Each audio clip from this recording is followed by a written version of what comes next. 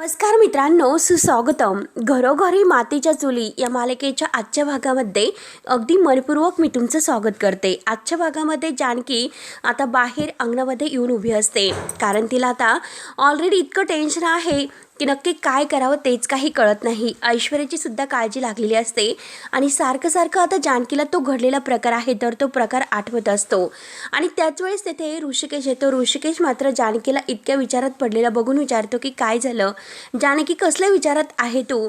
तेव्हा आता जानकी मुद्दाम म्हणते की हे बघा ऋषिकेश, अहो घरामध्ये गरम होत होतं म्हणून येथे बाहेर जरा हवेला येऊन उभी राहिले. ऋषिकेश मात्र ओळखतो. ऋषिकेश म्हणतो की काय झालं जानकी, तुला आतमध्ये ह्या दिवसात गरम होतं आणि मला नक्की माहिती आहे की तू माझ्यापासून काहीतरी लपवतेस म्हणून. मगाशी मात्र डायनिंग टेबलवर सुद्धा तू तुझ्याच विचारात होती, त्यानंतर मात्र तू जेवली सुद्धा नाहीस. त्यावरती आता जानकी हसते आणि म्हणते की आता तुम्हाला कोणी सांगितलं की मी जेवले नाही म्हणून. अहो मी तर पोटभर जेवलेले आहे. त्यावर आता ऋषिकेश तिला म्हणतो की हे बघ, खोटं बोलू नकोस जानकी, मी सर्व काही ओळखतो. हे बघ जानकी, किचनमध्ये तुझं ताट बघूनच मी बाहेर आलो हे लक्षात घे. तेव्हा लगेच आता जानकी या ऋषिकेशकडे बघत असते. तिला काही कळत नाही की नक्की आता ऋषिकेश काय म्हणत आहे आणि ऋषिकेशला आपण इतकं खोटं बोलतोय परंतु आता ऋषिकेश प्रत्येक गोष्ट ओळखतोय. मग आता काय करायचं असे मात्र आता ती ठरवत असते. ऋषिकेश पुढे तिला म्हणतो की हे बघ, अन्न वाया घालू नये यासाठी मात्र तू मला आणि ओवीला ओरडणारी जानकी आज मात्र चक्क हे बोलत आहे तर, आणि तू मात्र जेवणाचं ताट तसंच सोडून आलीस. तू त्यावेळेस अन्नाचा विचार का केला नसेल आणि या सगळ्यावरून मला ओळखते की नक्की जानकी तू माझ्यापासून काहीतरी लपवतेस. नक्की तू माझ्यापासून इतकं काहीतरी अशी मोठी गोष्ट आहे ती लपवतेस. नक्की काहीतरी आहेच असं की तू मला ते सांगत नाही. त्यावरती आता जानकी म्हणते की टेन्शन, अहो टेन्शन कसलं, तुम्ही फार विचार करतात. मी फक्त जेवण नाही केलं म्हणून मात्र तुम्हाला असं वाटतं. त्यावरती ऋषिकेश म्हणतो की हे बघ जानकी, मी माझं अर्ध आयुष्य तुझ्यासोबत घालवलेलं आहे. आपण एकमेकांना चांगलं ओळखतो.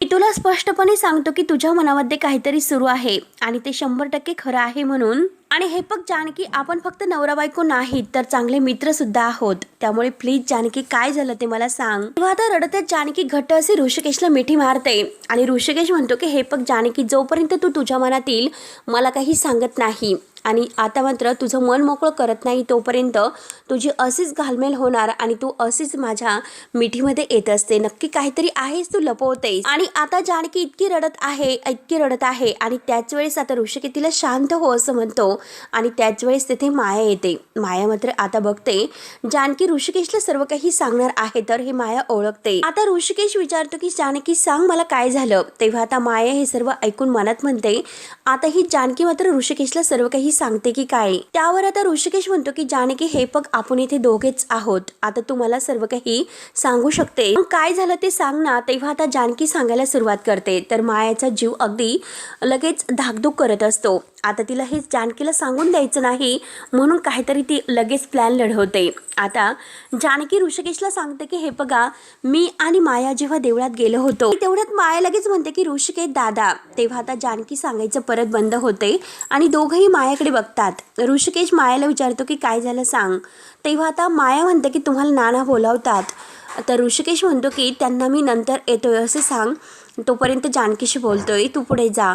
तेव्हा आता माया म्हणते की काहीतरी अर्जंट आहे आणि इलेक्शन बद्दल काहीतरी बोलायचं आहे. आपल्या समोर सयाजीराव आणि ऐश्वर्या उभे आहेत ना, त्याबद्दल काहीतरी बोलायचं आहे त्यांना. तेव्हा आता जानकी ऋषिकेशला म्हणते की ऋषिकेश, नाना तुम्हाला बोलवतात म्हणजे नक्की काहीतरी महत्वाचं असेल, तुम्ही जा. तेव्हा आता ऋषिकेश म्हणतो की बरं ठीक आहे आणि तो जानकीला म्हणतो की टेन्शन घेऊ नको आणि तो आता नानांशी बोलायला बाहेर येतो. आता मायाला हेच हवं असतं. तेव्हा आता जानकी सुद्धा ऋषिकेशच्या मागे जायला निघते. तोच लगेच माया जानकीचा हात धरते आणि जानकीला थांबून म्हणते की जानकी ताई, अहो तुम्ही काय करत होतात. ऋषिकेश दादाला सर्व काही सांगून टाकत होतात का. त्यावर आता जानकी म्हणते की हे बघ माया, कारण मी माझ्या नवऱ्याशी खोटं नाही बोलू शकत. आता बास माया, तुम्हाला यापुढे काही म्हणू नको. एक खोटं लपवण्यासाठी मी 100 खोटं नाही लपवू शकत. मी मात्र माझ्या मनावर काय ओझं घेऊन फिरते हे मी तुला नाही सांगू शकत. बघ आता मात्र ऋषिकेशने माझ्या डोक्यावर हात काय प्रेमाचा फिरवला आणि माझ्या डोक्यावरचं ओझं मात्र खरंच हलकं झालं. आणि हीच आपल्या सोबत असणाऱ्या आपल्या माणसांची सोबतीची ताकद आहे हे लक्षात घे माया. आणि ती सोबत आणि ती ताकद माझ्याकडे आहे ती ऋषिकेशच्या रूपाने आणि माझ्या कुटुंबाच्या मदतीने. त्यामुळे आता मात्र मी आणखीन काही लपू शकत नाही. जे काही आहे ते सगळं खरं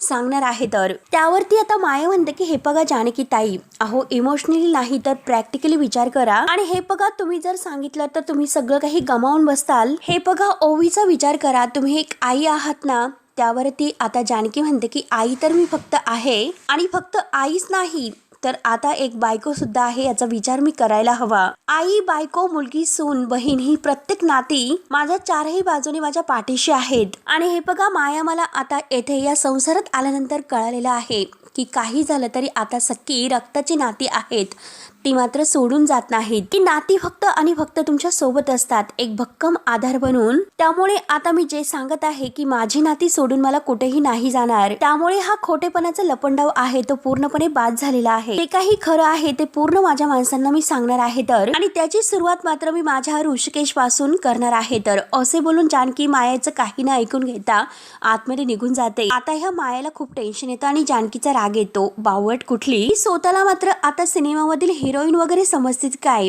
ऋषिकेशकडे जर ही गेली तर सगळं काही संपेल. त्यामुळे आता नाही, काही झालं तरी मला काहीतरी करावंच लागेल. मी मात्र हिला फार वेळ नाही थांबू शकणार. आणि हे बघ जानकी, आता तुझा मात्र शेवट आहे तर ते मीच करणार आहे, लक्षात घे. म्हणून माया आता स्वतःशी हसते आणि आता गुपचूप अगदी आपल्या झाडाच्या कुंडी जवळ आहे तर तेथे येते आणि तेथील आपला जो मोबाईल ठेवलेला आहे तर तो मोबाईल घेते आणि स्वतःशी काहीतरी आता ती करण्याचं ठरवते. त्यानंतर आता इकडे सयाजीराव घरी येतो. कावेरी काकू विचारतात की काय झालं, आपली ऐश्वर्या सापडली का. त्यावरती सयाजीराव कावेरीवरच ओरडतं की तुमचं हे डोळे फुटलेले आहे का, दिसते का ऐश्वर्या माझ्यासोबत. सयाजीराव आता घाईने पाणी पित असतो. अख्खं गाव मी शोधून काढलं पण पोरगी कुठेही सापडलेली नाही. त्यावरती कावेरी काकू रडत म्हणतात की काय बोलतात, आणि मी सुद्धा तिच्या सगळ्या मैत्रिणींना फोन कॉल वगैरे केले परंतु कुणाकडे ही ऐश्वर्या गेलेली नाही. त्यावरती सयाजी कावेरीवरच ओरडतो की मला कळतं की तुम्हाला किती आईची माया आहे. एवढंच जर असेल तर पोरीवर लक्ष ठेवलं असतं. उगाच खोटा आव आणू नका, तुम्हाला काही श्रेष्ठ आईचा पुरस्कार वगैरे नाही मिळणार. त्यावरती कावेरी काकू म्हणतात की अहो इथे कोणतं टेन्शन आहे, मुलगी सापडेना आणि तुम्ही का माझ्यावर चिडचिड करता. सयाजी कावेरीवर ओरडतो की तुम्हाला तर सतत त्या जानकीचाच पुळका असतो, पोरीवर लक्ष ठेवायला हवं होतं. आणि एक मी तुम्हाला सांगून ठेवतो की जर माझी मुलगी सापडली नाही तर मी तुमची गाई करणार नाही, हे लक्षात ठेवा. आणि तेवढ्या सयाजीचा एक माणूस धावतच मालक मालक करत येतो आणि म्हणतो की हे बघा सगळीकडे शोधलं, अगदी शेतापासून गावापर्यंत प्रत्येक ठिकाणी शोधलं परंतु ऐश्वर्याताईंचा पत्ता कुठेही नाही. त्यामुळे हे बघा मालक, मला असं वाटतं की ऐश्वर्याताई इथे कुठे नाहीच, म्हणजे त्या मुळशीतच नाही असं वाटतं. सयाजी रागानेच मात्र आता त्या माणसाची गचंडी धरतो. कुठे गेली माझी पोरगी, जमिनीने गेलं की काय आकाशाने गेलं, सांग लवकर कुठे गेली. आणि तेवढ्यात आता इन्स्पेक्टर साहेबांचा फोन आहे तर तो सयाजीच्या मोबाईलवर येतो. तेव्हा आता इन्स्पेक्टर साहेब म्हणतात की मी इन्स्पेक्टर पवार बोलतोय. आता सयाजी म्हणतो की तुझा नंबर आहे ऑलरेडी माझ्याकडे, इथे माझी मुलगी सापडत नाही आणि तू कशाला सारखा सारखा फोन करतोय. त्यावरती इन्स्पेक्टर म्हणतात की ऐश्वर्याबद्दल माहिती द्यायलाच मी तुम्हाला फोन केलेला आहे. त्यावरती आता सयाजी रागानेच विचारतो की म्हणजे ती कुठे आहे तुला कळले का. कावेरी काकू मध्येच आता सयाजींना विचारतात अहो काय कुठे आहे कळाले का.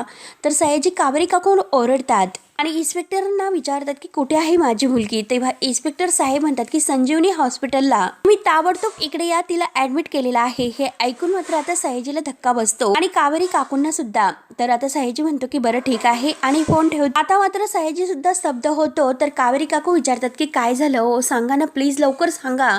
तेव्हा सयाजी म्हणतो की ऐश्वर्याला संजीवनी हॉस्पिटलला ऍडमिट केलेला आहे. हे ऐकून कावेरी काकूंना सुद्धा एक मोठा धक्का बसतो. त्या तर आता खूप रडतात. सयाजी म्हणतो की चला लगेच निघावं लागेल आणि शांत्याला गाडी काढायला सांगतात. त्यानंतर आता इकडे जानकी बाहेरच आवरत असते. तिला आता मायाचं ते बोलणं आठवतं की जानकी ताई तुम्ही खून केलेला आहे आणि तुम्ही हे सांगण्याचा प्रयत्न का करतात.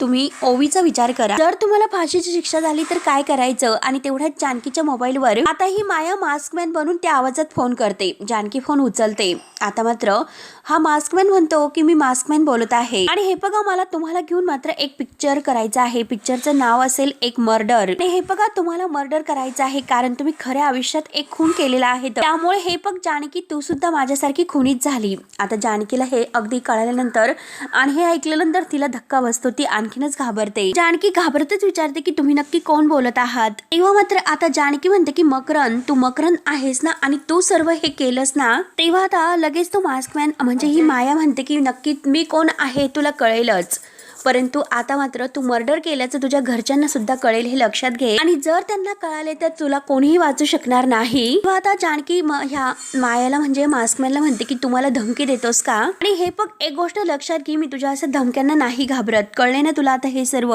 म्हणजे ही माया म्हणते की आता तू घाबरशील ना, त्यासाठी मी तुला एक व्हिडिओ पाठवत आहे, तो व्हिडिओ तू बघ. तेव्हा आता माया लगेच तो व्हिडिओ जानकीला पाठवते. आता जानकीने कुणासमोर तोंड उघडू नये यासाठी हिचा हा प्लॅन असतो. तेव्हा आता जो काही ऐश्वर्याला बंदुकीतून गोळी मारल्याचा हा व्हिडिओ आहे, तिथेल घडलेला प्रकार, तो सर्व काही आता जानकीने ते व्हिडिओमध्ये बघितलेला आहे.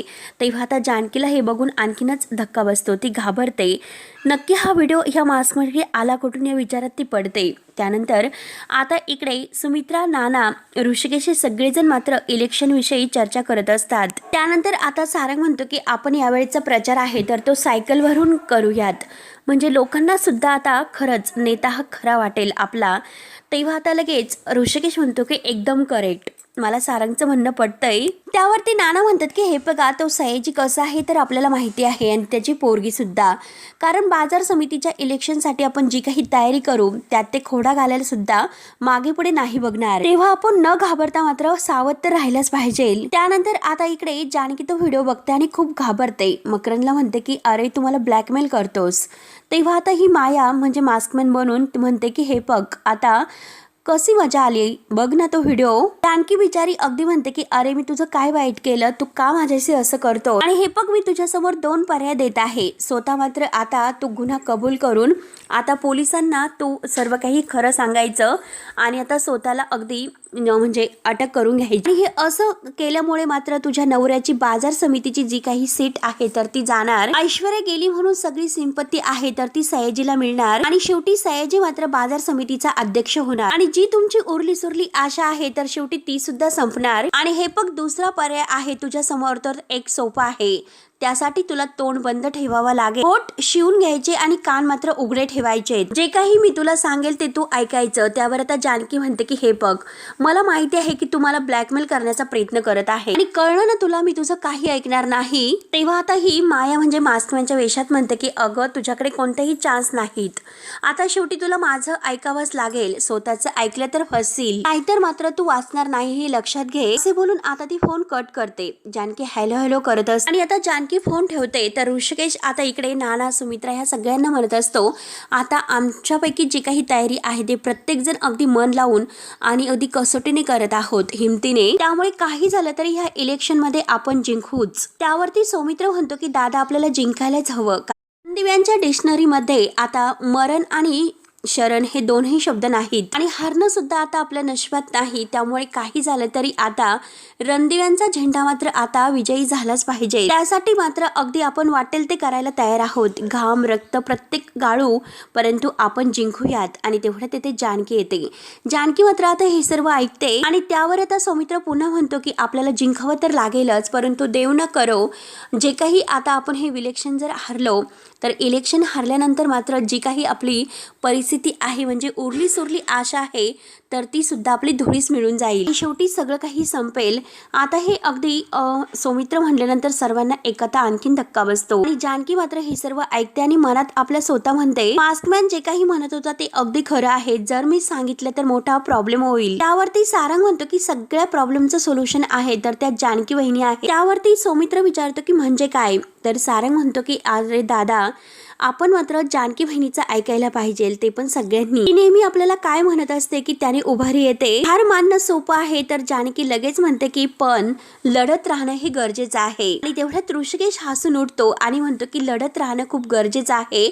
आणि सौमित्र आणि ऋषिकेश एकमेकांच्या हातामध्ये हात देऊन सारंग सुद्धा त्यांच्या हातामध्ये हात देतो, आणि नाना, सुमित्रा हे सगळेजण आता एकमेकांच्या हातामध्ये हात देतात. त्यानंतर आता इकडे सयाजी जेव्हा हॉस्पिटलला येतो तर अख्खं हॉस्पिटल आहे ते दणानून टाकीतो. कुठे आहे पवार अरे माझी पोरगी कुठे आहे? यावरती आता इन्स्पेक्टर साहेब येतात आणि म्हणतात की हे बघा सयाजीराव, मी तुम्हाला मुलगी कुठे आहे ते सांगतो, कारण तुमची मुलगी आता एका हायवेवर मात्र एका माणसाला सापडलेली आहे. तो माणूसच तिला इथे त्या जखमी अवस्थेत घेऊन आला. त्यावरती कावेरी काकू विचारतात की अहो पण इन्स्पेक्टर साहेब तिला नक्की झाले तरी का? त्यावरती इन्स्पेक्टर साहेब सांगतात की तिच्यावर कोणीतरी गोळी झाडलेली आहे. हे ऐकून आता सयाजी आणि कावेरी काकू यांना एक जबर धक्का बसतो. आता कावेरी काकू अगदी लगेच रडायला सुरुवात करतात. त्यांना काय आणि काही कळत नसतं. आता लेडीज कॉन्स्टेबल आहे तर ते मात्र कावेरीला आवडतात, तिला खाली बसवतात. आता सयाजीला पण धक्का बसतोच. तर आता इन्स्पेक्टर साहेब पुढे म्हणतात की त्यांना कोणीतरी मारण्याचा प्रयत्न केलेला आहे. आरोपी अजूनपर्यंत सापडलेला नाही, परंतु जिथे मात्र ती सापडली तेथे मात्र आता आमची टीम आहे तर ती सर्व काही शोधायला गेलेले आहेत. तेव्हा आता सयाजी पवारला म्हणतो की हे पग कसून त्या माणसाचा शोध घे, तो मात्र मला सापडला पाहिजेलच, मी त्याला नाही सोडणार. आणि तेवढ्या डॉक्टर येतात तर कावेरी काकू धावत डॉक्टरांजवळ येऊन डॉक्टरांचे पाय धरतात आणि विचारतात की माझी लेक कशी आहे, माझी ऐश्वर्या कशी आहे, हो आम्हाला तिला बघायचं आहे. तेव्हा लगेच डॉक्टर म्हणतात की आत्ता नाही, कारण आत्ता त्यांची कंडिशन आहे ती खूप क्रिटिकल आहे. हे ऐकून आता कावेरी काकू आणि सयाजी यांना आणखीनच धक्का बसतोय. डॉक्टर आता म्हणतात की हे बघा तुमच्या मुलीचे वाचण्याचे चान्सेस सुद्धा कमी आहेत. आता मात्र सयाजीला राग येतो आणि डॉक्टरांची गचंडी धरतो. स्वतःला देव समजतो की काय, माझ्या पोरीला काही होता कामा नये आणि हे पग जर माझ्या पोरीला काही झालं तर हा सयाजी तेथे राहणार नाही सांगून ठेवतो.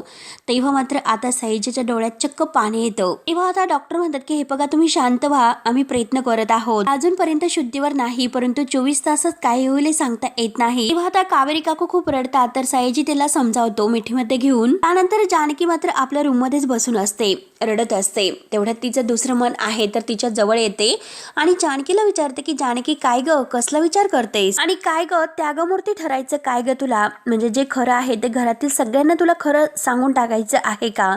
तेव्हा आता जानकी म्हणते की हो मला सुद्धा तेच योग्य वाटतंय. तेव्हा जानकी म्हणते की हो हे मोठं वजा आहे, ते मनावत मध्ये मी नाही ठेवू शकत, मी ऋषिकेशला सर्व काही खरं सांगणार आहे. तेव्हा आता जानकी म्हणते की अगं हे पग तू मात्र हा त्रास कमी करण्यासाठी तुझ्या कुटुंबाला त्रास देणार आहेस का? अगं यामध्ये तुझं कुटुंब होरपळून जाईल हे तुझ्या लक्षात येते का? अगं हे पग जानकी सत्य सांगितल्यानंतर आता काय होईल याचा विचार तू केलास का? अगं हे पग तुझा नवरा, तुझे सासू सासरे, तुझे दीर आणि तुझी एक लहान मुलगी सगळ्यांवर मात्र काय परिणाम होतील याचा विचार तू केलास का? फक्त तर तू स्वतःचा विचार केलास आणि सौमित्र भाऊजी काय म्हणाले हे तुझ्या लक्षात आहे का? सगळं काही अगदी इलेक्शन जिंकण्यावर अवलंबून आहे. तेव्हा सौमित्र भाऊजींचं बोलणं तिला आठवते. त्यावरती आता तिचं मन तिला विचारतं की सारंग भाऊजी काय म्हणाले हे तुला आठवते का? हार मानणं सोपं आहे परंतु लढत राहणं हे खूप गरजेचं आहे. तेव्हा तिचं मन तिला म्हणते की हे बघ अगं आता तुझ्या या वाक्यामुळे त्यांना अगदी प्रेरणा मिळत आहे, मग आता मात्र तू का माघार घेतेस? आता मात्र तू सगळ्यांना जर खरं सांगितलं तर सगळं काही होत्याचं नव्हतं होईल हे लक्षात घे. आणि हे बघ आता मात्र हे सत्य तुला लपूनच ठेवावं लागेल आणि जर तू लपून नाही ठेवले तर याचे परिणाम मात्र तुझ्या कुटुंबाला भोगावे लागतील. तुझं एक सत्य आणि तुझं अख्खं कुटुंब मात्र कोलवडून पडेल. त्यामुळे हे पग फक्त तू स्वतःचा विचार करू नकोस तर तुझ्या कुटुंबाचा सुद्धा विचार कर. आणि हे पग जानकी मात्र तू सगळ्यांचा विचार कर, सगळ्यांचा विचार कर. जानकीचं मन तिथून गायब होतं. तेव्हा तिला खूप टेन्शन येते, नक्की काय करू हे तिला काही कळत नाही. ती विचारत पडते आणि डोक्याला हात लावून बसते. कुठलं चक्रव्यूह आहे की ज्यात मी अडकले म्हणून जानकी आता खूप रडत असते. त्यानंतर मात्र आता इकडे आता सौमित्र अवंतिकाला गोळ्या देतो, परंतु अवंतिका काही न म्हणता सगळ्या गोळ्या व्यवस्थित घेते. सौमित्र म्हणतो की अवंतिका आज काहीतरी गडबडच वाटते, कारण मॅडमने काही तक्रार न करता सगळ्या गोळ्या अगदी पटकन घेतल्यात. त्यावरती अवंतिका म्हणते की हो सौमित्र, मला सुद्धा नक्की काहीतरी गडबड वाटत आहे. त्यावरती सौमित्र विचारतो की म्हणजे तू कशाबद्दल बोलतेस? त्यावरती अवंतिका म्हणते की मी जानकी वहिनीबद्दल बोलते. वहिनी मात्र नक्की काहीतरी आपल्यापासून लपवत आहात. तेव्हा लगेच आता सौमित्र म्हणतो की अगं अवंतिका, मध्येच काय हे सर्व आता नवीन सुरू झाले आणि तुला असं का वाटतं बरं? त्यावरती अवंतिका म्हणते की मलाच कळत नाही, कारण मगाशी जेवण वाढताना सुद्धा जानकी वहिनीचं लक्ष नव्हतं. त्यांच्या डोक्यामध्ये सतत काही ना काही सुरू आहे. मगाशी जेव्हा मी किचन मध्ये गेले होते तेव्हा सुद्धा वहिनी विचारतच पडलेल्या होत्या, त्यांचं लक्ष नव्हतं, कारण दूध वर जात आहे याकडे सुद्धा त्यांचं लक्ष नाही. मी धावत जाऊन गॅस बंद केला आणि तेव्हा मी जानकी वहिनींना विचारलं की वहिनी दूध उतू गेलं, नक्की तुमचं लक्ष कुठे आहे हो? आणि नक्की काय झालं जानकी वहिनी, तुम्ही असं का वागतात? तुम्ही ठीक तर आहात ना? म्हणून जानकी वहिनी आता घाईने पातेले धरायला गेल्या होत्या. तेव्हा त्यांच्या हाताला चटके बसले, म्हणजे कशातही आता वहिनींचं लक्ष नाही. हे मात्र आता अवंतिका सौमित्राला सांगत सांगत असते तेव्हा सौमित्र म्हणतो की अगं तू सुद्धा कमालच आहे, जानकी वहिनीकडून दूध ओतू गेलं म्हणून तू काय त्या नवीन तर्क लावणार आहेस का? त्यावरती अवंतिका म्हणते की अरे सौमी, मी उगाच नाहीत, अगदी म्हणजे संशयानेच बोलते. दीपक आपल्याला सगळ्या काही गोष्टी ऑब्झर्व करत असतात, त्यामुळे आता दूध ओतू गेलं यामुळे मी नाही म्हणत, कारण मी अजून सुद्धा खूप काही गोष्टी आहेत तर त्या ऑब्झर्व केल्यात. म्हणजे हे बघ, माया आणि जानकी वहिनी मात्र एकमेकांशी खूप जास्त बोलत आहे आणि ते पण हळू आवाजातच बोलतात की दुसऱ्यांना कुणालाही ऐकू येऊ नये म्हणून. त्यावरती सौमित्र म्हणतो की मला काय वाटतं की तू लवकरात लवकर बरी हो आणि कोर्टामध्ये जा, उगाच नको तो होमवर्क तू करू नकोस. त्यावरती आता अवंतिका म्हणते की अरे सौमी, मी तुला सिरियसली सांगते, हे बघ प्रत्येक गोष्टीची मला फिलिंग्स येते आणि तुला सुद्धा माहिती आहे की माझी कोणतीही फिलिंग्स चुकत नसते. सौमित्र म्हणतो की हे बघ ऋषिकेश दादा जानकी वहिनीचा नवरा आहे, त्यामुळे काही जरी असते तरी सुद्धा मात्र जानकी वहिनीने त्याला सर्व काही सांगितलं असतं. हे बघ ती मात्र तुला बहीण मानते आणि तुझ्या बरोबर सुद्धा तिने सर्व काही अगदी शेअर केलं असतं. तसंही मला न सांगता तुमच्यामध्ये बरेचसे काही गोष्टी चालतातच. तेव्हा अवंतिका म्हणते की हे बघ, तू मला टोमणे मारू नको, परंतु मी तुला सिरियसली तेच सांगते की जे काही मला वाटत आहे ते जर तुला ऐकायचं असेल तर तू ऐकू शकतो, नाही तर ठीक आहे. आणि आता मात्र तुला पटत नाही, परंतु उद्या मीच आता जानकी वहिनीशी प्रत्यक्षात बोलणार आहे. त्यांच्या डोक्यामध्ये नक्की काहीतरी सुरू आहे, मी तुला खात्रीने सांगते. त्यानंतर आता जानकी इकडे आपल्या देवघरात येते आणि देवाला म्हणते की माझ्या हातून खरंच खूप मोठं पाप झालेलं आहे आणि देवा, माझ्या या अगदी जी काही गुन्ह्याची शिक्षा आहे तर ती मात्र माझ्या घराला देऊ नकोस. जी काही शिक्षा असेल ती फक्त मला दे. माझ्या हातून जे पाप घडलेलं आहे त्याचं दडपण माझ्या अगदी मनावर आहे आणि या ओझ्यातून मात्र मी कशी वावरते हे माझं मला माहिती आहे. म्हणून जानकी देवासमोर आज इतकी चक्क ढसाढसा रडत आहे. आणि हे पण ज्या पापाची मी भागीदार आहे ती शिक्षा मात्र आता जी काही तुम्हाला देशील ती मी भोगायला तयार आहे. तेव्हा यातून मला काहीतरी मार्ग दाखव. तेवढ्यात दरवाजाची बेल वाजते. जानकी आता आपले डोळे वगैरे पुसून दरवाजा उघडते तर ऐश्वर्या समोर दिसून जानकीला धक्का बसतो. तेव्हा आता मित्रांनो हा भाग येथे संपतो. पुढील भागामध्ये आता मात्र हवालदार आहे तर ते रणदिव्यांच्या घरी येतात आणि आता रणदिव्यांच्या घरामध्ये आल्यानंतर मात्र ते ऋषिकेश आणि सौमित्र यांना म्हणतात तुम्हाला अर्जंट हॉस्पिटलला आता इन्स्पेक्टर साहेबांनी बोलावलेलं आहे. तेव्हा आता लगेच ऋषिकेश विचारतो की मास्कमॅन बद्दल काही कळाले का? त्यावर तो हवालदार म्हणतो की नाही, सयाजीरावांच्या मुलीबद्दल काहीतरी कळालेलं आहे आणि तेथेच तुम्हाला बोलावलेलं आहे. त्यावरती आता सौमित्र विचारतो की त्या ऐश्वर्याचं काय आता? तर हवालदार सांगतो की कोणीतरी तिला गोळी मारून पळून गेले आणि काल रात्री आम्ही जेव्हा गोडाऊनच्या बाहेर रस्त्यावर गेलो होतो तेव्हा त्या ठिकाणी जानकी वहिनी आम्हाला दिसल्या होत्या. हे ऐकून आता ऋषिकेश म्हणतो की काय बोलतात? त्यामुळे आता ह्या संशयाची सुई आहे तर ती जानकी रणदिवे यांच्यावर आलेली आहे. तर हे ऐकून सौमित्र आणि ऋषिकेश यांना जबर धक्का बसतो. मित्रांनो आता पुढे नक्की काय होतं हे बघण्यासाठी आपल्या चॅनलला सबस्क्राईब करत राहा. धन्यवाद.